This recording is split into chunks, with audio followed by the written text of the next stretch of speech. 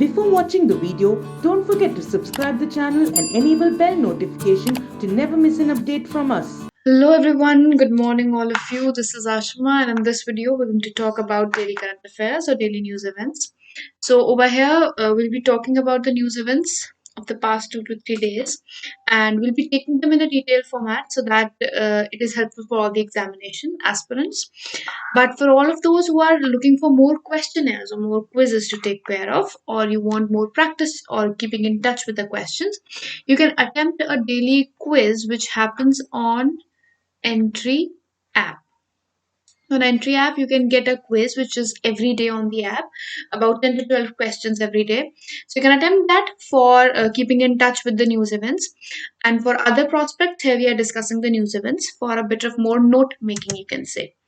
So the first news event which we are going to talk about is France law against radical Islamism.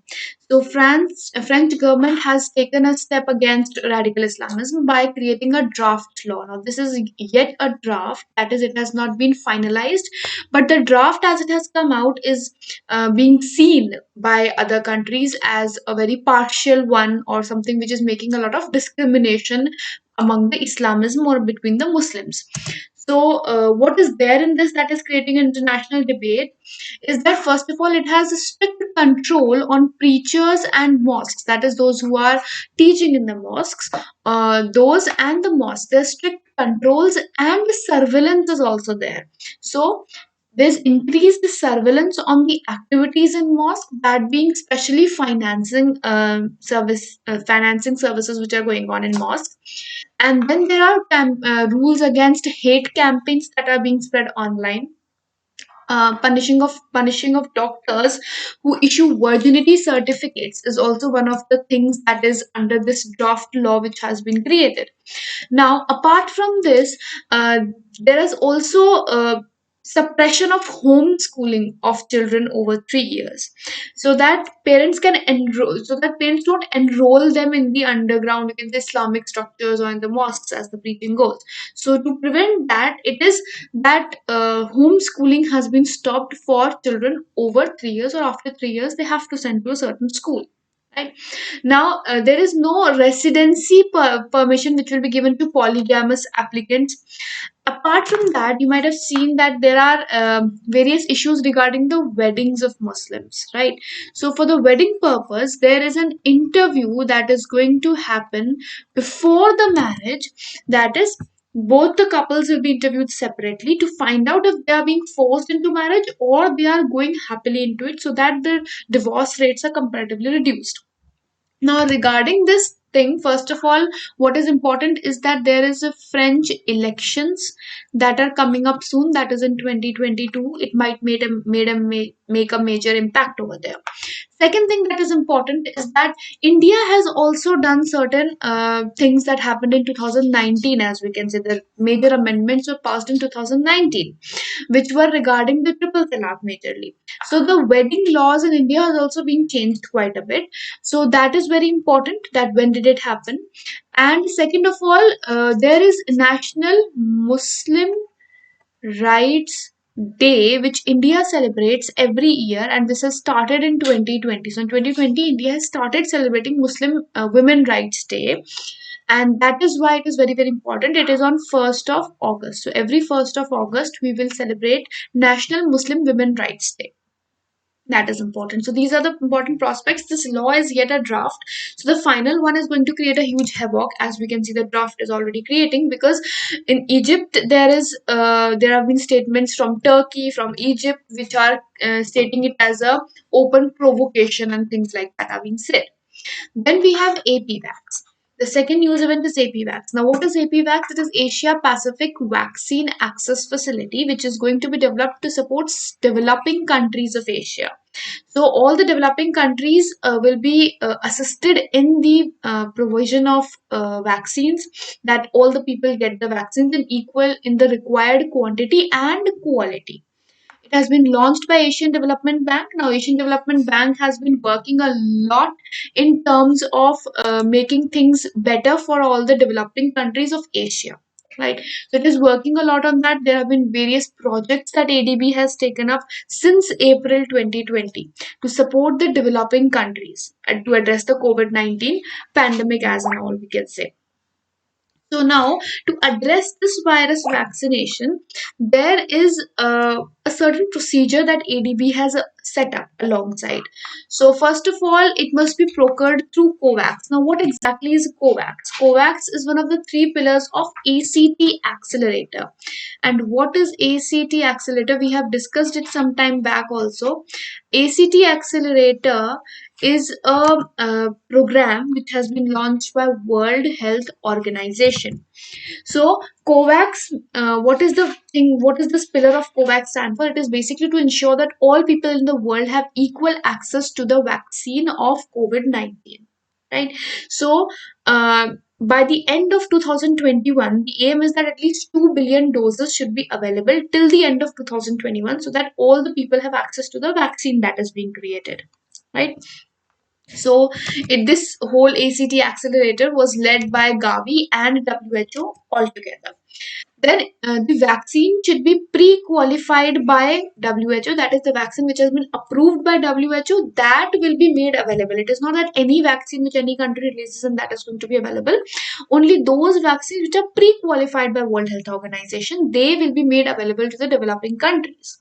And it should be authorized by a stringent regulatory authority as well. So it is not that after WHO is going to become widely, there is going to be a regulatory authority that has to authorize the sale of it, and then it is going to be helping, or ADB is going to help the Asian developing countries in you can say making that vaccine available to the people, right? Next, we have microclimatic zone shifting. Now, this is something which is being seen quite a lot, and for the first time in India also, this report has stated that in India also there are certain things like this happening, and major of it is happening in the state of Maharashtra. So let's have a look at what this whole microclimatic zone shifting is and how is it affecting in Maharashtra. So, a study was recently conducted which said preparing India for climate events. Now, we all know that in the climate change prospects, India is doing quite good compared to all the G20 countries. India is one of the primary countries which is a kind of flag bearing in completion of Paris Agreement for 2020 target, and it is among the best countries in terms of climate change governance. So, India is doing quite good, but the climate events that are happening in India, they can't be controlled by us. So, it is the first time that extreme weather event hotspots in India have been mapped. And according to that, microclimatic zone shifting has been faced by Maharashtra. Right now, what exactly is microclimatic zone shifting? So, it is those regions where the weather is different from the surrounding region. That is, for example, all around there is drought going on, and a particular place in middle of that drought area is one which is having flood situation. So that is a completely different thing that is happening from the surrounding environment. So weather condition that is different from the surrounding weather condition is what microclimatic zone shifting is, right? So what can be classified as microclimatic zone shifting? That can be wetlands are disappearing, then land use patterns are being changed, then natural ecosystem encroachment is being seen, urban heat islands are being created. So when a city or a region experiences very high temperature, particular city in the whole state, one particular city is facing huge temperatures, very high temperatures, that is a urban heat island, we can say. So that is a urban heat island. A particular city in the whole state is facing high temperatures. Right? One city has 50 degrees centigrade, others all around have 23, 24, and one has 50. That is a very high temperature. So these kind of micro areas that face differential climatic condition compared to the surrounding areas is what microclimatic zone shifting is. Right now, it is being faced in Maharashtra. That is, more than 80% of Maharashtrian districts were prone to droughts. Right, but the capital city Mumbai that faced extreme floods. So the 80% of Maharashtra is under drought, but Mumbai, the capital city of Maharashtra, has extreme flood situation. This is what microclimatic zone shifting is, and that's why Maharashtra is one of the major states which is facing it. Then we have India Water Impact Summit. This has been held for the first time ever. Now, the theme, that is why, is very important, because it is held for the first time. Now, comprehensive analysis and holistic management of rivers and water bodies with a focus on Earth Ganga is what the theme was. Now, Earth Ganga is a major reason how Namami Gange came into force. Namami Gange came into force because of Earth Ganga, as we can say. Now, who is the organizer of this India Water Impact Summit? That is National Mission for Clean Ganga and Center for Ganga River Basin Management and Studies. Both of them organize this India Water Impact Summit. Next, we have Asian Development Outlook. Now, this was released by again Asian Development Bank, and according to this, Indian economic contraction in the financial year 2020-2021 was -8%. Now, RBI has predicted at about 7.9% contraction as per the recent monetary policy report, and ADB projection is at 8%. That is, we are getting comparatively better, and this is a nearly close one at all the prospects. Now, it is also declared that the South Asian fiscal year 2020-21 is at 7.2% contraction, and the growth rate for that purpose is right over here. Right now, earlier what the contraction was, earlier it was -9%, that they have shifted to -8%. That is the you can say India has, after opening up the economic situation, the manufacturing sector of India, we have seen quite an upsurge in the GDP growth, we can say. Right now, moving ahead, National Water Development Agency. Now, why was this in news? First of all, there was an annual National Water Development Agency meeting which was held for the shareholders by Ministry of State for Jal Shakti. Now, this is why this agency has come into news. Now, this agency belongs to Ministry of Jal Shakti as of now. But when it was established, at that time, we didn't have Ministry of Jal Shakti.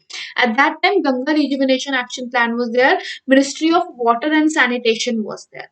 So, both of those ministries had started this National Water Development Agency.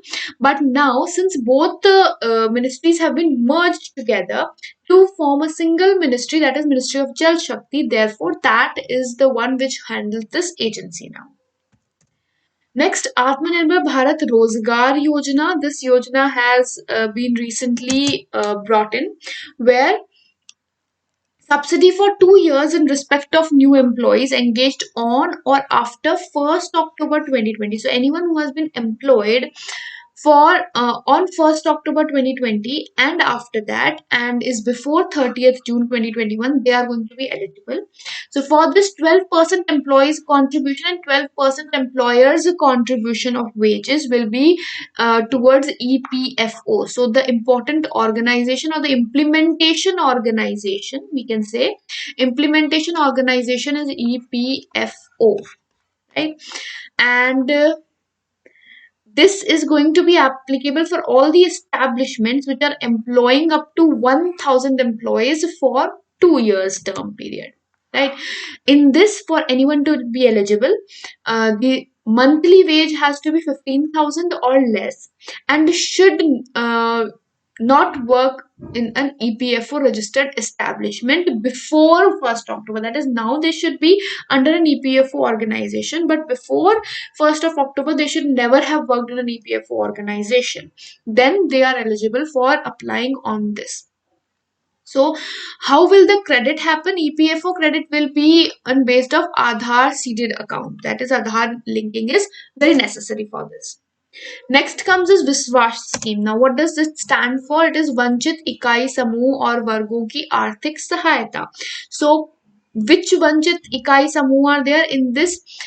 SC, scheduled caste, OBC households, and self-help groups. These are the three you can say units that are going to be benefited from this scheme. It is an interest subvention scheme, that is, for taking loan they'll be getting a, you can say, subsidy on the loans, right?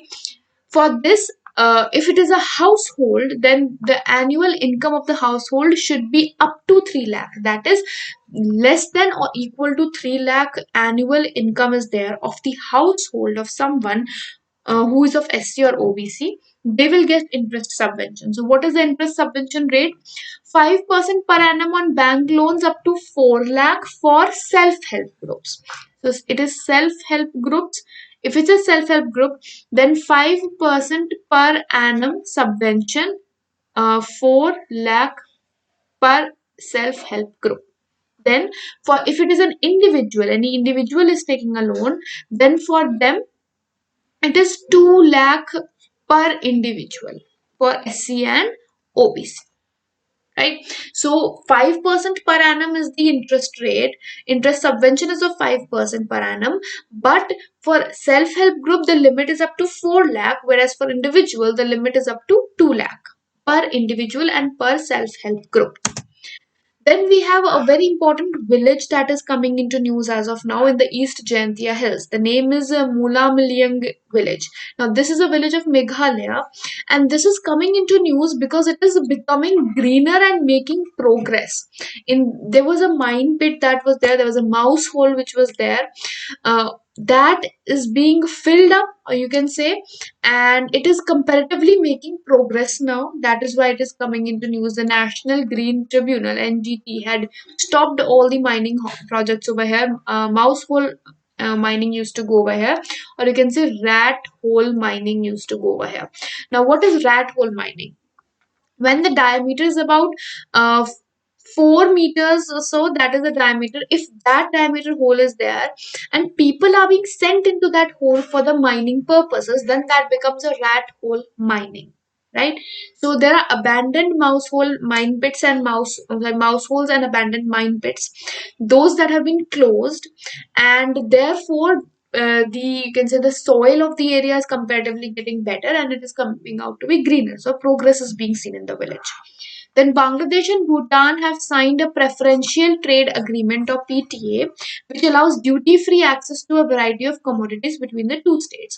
Now, Bangladesh has never signed a PTA with any other country except Bhutan, which is for the first time that it has signed. So, first PTA it is of Bangladesh, and that is with Bhutan. Why with Bhutan is because Bhutan was the first country in the world, to accept that or acknowledge that Bangladesh is an independent nation. So when Bangladesh had gained independence, India was the second country to acknowledge that as a separate country. It was Bhutan who first acknowledged it, and that is why the sentiments towards the country are also comparatively better. So about 42 commodities have been selected, and they are going to be under a preferential trade agreement of the two countries. Then we have Karnataka Assembly, which has passed anti-cow slaughter bill. Now there are various states who already have anti-cow slaughter bills, and then we have a cow cabinet of MP that is comparatively in news, and now Karnataka has passed anti-cow slaughter bill. Then German Chancellor Angela Merkel, she has topped the world's 100 most powerful women by Forbes. In this, the rank of India's finance minister was also there. So last year she had a good rank of around 38, but this time she gained a rank of 74. Right? She has slipped on the rank comparatively, but she is there. So Nirmala Sitharaman is on the world's 100 most powerful women, and along with her, it is also Biocon chair Kiran Mazmudar. So Kiran Mazmudar is also in the list of the top 100 most powerful women by Forbes. German Chancellor position is very, very important. It is the most powerful person in Germany, and she has been the Chancellor of Germany for 3 consecutive terms. This is her 3rd consecutive term that is going on. So she holds a very powerful position, we can say, in Germany as well as in the world. Next, Minister Nitin Gadkari recently launched a 3-lane, 1.5 kilometer long Kolivar bridge, which is over Son River in Bihar. So this is important. Over which river is Kolivar bridge? So Kolivar bridge has been built over Son River. Where or in which state it has been built? It has been built in Bihar. So Kolivar bridge is in Bihar over Son River, and it is a 3-lane bridge which has been created. Then BSNL has partnered with Skylo to introduce world's first satellite-based narrowband IoT network in India. This is important on the part that with whom has BSNL partnered for the purpose.